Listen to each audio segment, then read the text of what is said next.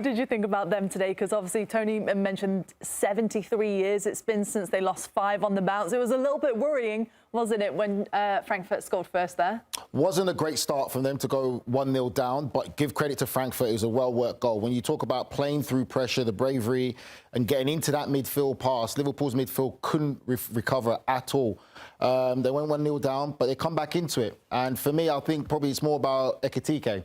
He has been their most impactful signing in this window. He wasn't the name that everyone was associating with Liverpool when the transfer window was open. It was all about Isak. Ekitike was a bit of a surprise when he came in, but he's risen to the occasion because the goal he took, it wasn't an easy goal. And Grella will tell you, when you run with the ball from inside your own half as a striker and you're running, you've got to go the whole length of the pitch and then recompose yourself in that vital moment, keeping in control. He showed all of that. And for me, I feel disappointed for him that he didn't start in that big game against Manchester United because I felt that he should be the one that's in the team. But overall, the performance for Liverpool was get a win. They needed to get a reaction after losing to Manchester United, their greatest rival, and that's what they did today. And I won't say to get too high or too low because the reality of it is, without being no disrespectful, Frankfurt didn't really challenge them as much. Very small moments. But it isn't a game you can reflect on too much because Frankfurt have been just hemorrhaging goals anyway domestically in the Bundesliga. But it was a win to get the confidence back, do the right things. You got Van Dijk getting on the score sheet as well, captain who was criticised for his performance. Good win. Yeah, Arne Slot made some big decisions as well. For the first time since 2017, Mo Salah didn't start back-to-back Champions League matches for Liverpool. Is it turning out now, Grella, do you think, to be the right decision for Liverpool? This is a look at their attack. I mean, he's got an embarrassment of riches, really, hasn't he, to choose from? Yeah, he does there, and I don't even see Chiesa on there, by the way, who's been one of their top players. But Gakpo, Isak, Ekitike, Wirtz, Salah, all fantastic players. And I think sometimes, like for Mo Salah, it's okay. It's okay to rest a weekend. It's okay to play in the next game. It's okay. They're going to have so many important games. They come thick and fast from now to the end of the season. So I wouldn't look too much into it. Though? Or will he see it as them going in a different direction? I'm sure he will, with his experience and his age, that, you know, Frankfurt away is not necessarily the Champions League final either. I think the guys on that sheet could get that job done.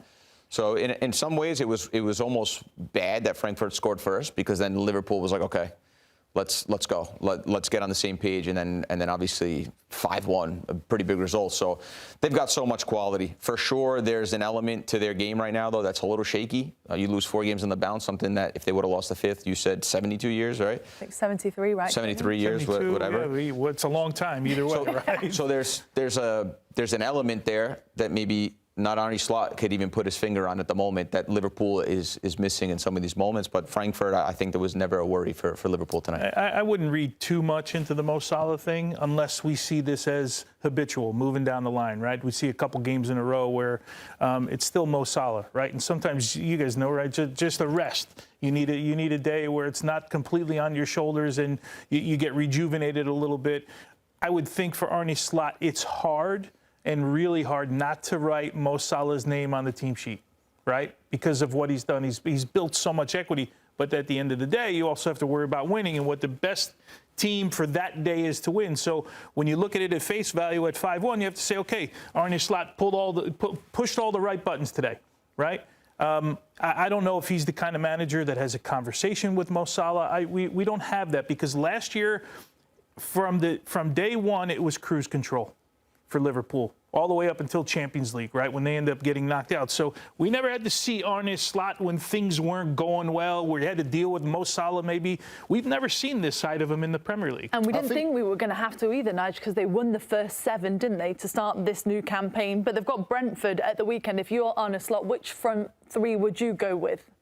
I think I'd have to start Ekitike, but basically I would say what Grella said.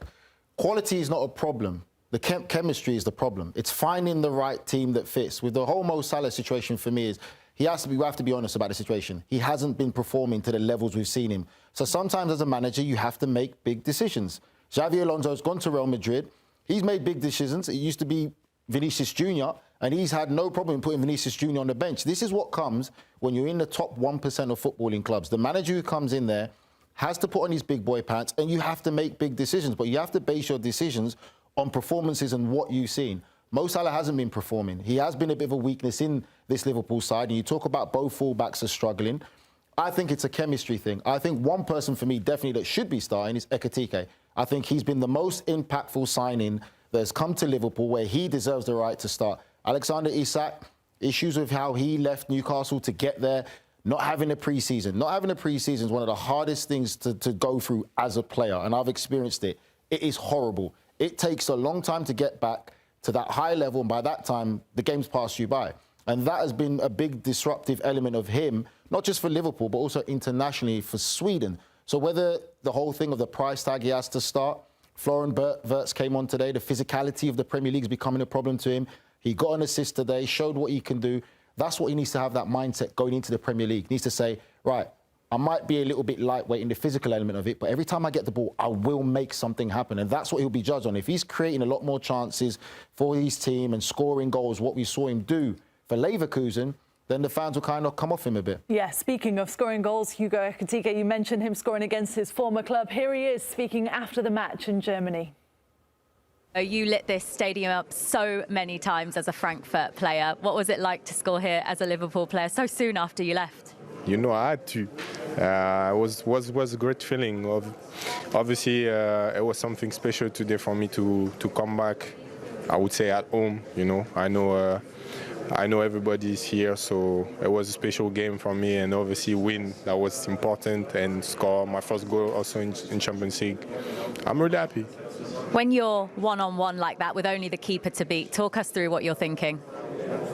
I just keep it cool, calm. You know, I do what I can do. I knew he will come and he will open the legs, so I tried just to put between the legs, and that worked. So yeah, that was good. Oh, good night for him. He didn't celebrate, obviously, because he has so much respect for Frankfurt. Arne Slot said after the game, just an update on Alexander Isak, that he did come out with a groin injury. So maybe we're not going to get to see that partnership maybe in the near future after all, Tony. Yeah, and it might come down to what Nigel was just talking about, preseason, right? Because you missed the ramping up period. You missed the building of yourself. Now you got to go from 0 to 60, right? Because now you're playing games and you're playing at the highest level. So they'll monitor that. You would like to think that, well, first you hope it's not serious. You'd like to think, though, if once he gets fit, the guy's a great player, right? We've seen it time and time again. How quickly can Arne Slot just integrate him into this side, which was always going to be hard, right? It was going to be hard, right? Especially Ekitike comes first and has a great start to the season. There were Liverpool fans saying, do we even need Isak at that point, right? Yeah. But Ekitike got injured for a couple of games, and now you're like, well, we got to fill that in. So he's got a lot of things to work on, Arne Slot. This is a real challenge for him right now. We'll see what happens this weekend against Brentford.